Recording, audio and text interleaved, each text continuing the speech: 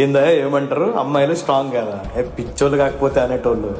25 సంవత్సరాలు ఒక ఇంట్లో పెరిగి అదే వాతావరణానికి అలవాటు పడి నాన్నతో డాడ్స్ లిటిల్ ప్రిన్సెస్ అనిపించుకొని అమ్మతో ఏమో ఫుల్ బాండింగ్ క్రియేట్ చేసుకుని మళ్ళీ ఎవరినో పెళ్లి చేసుకుని వాళ్ళ ఇంటికి వెళ్ళి వాళ్ళ అలవాట్లు నేర్చుకుని వాళ్ళకి అనుకూలంగా నడుచుకొని ప్రెగ్నెన్సీ ప్రాసెస్ అది ఇంకా దారుణం.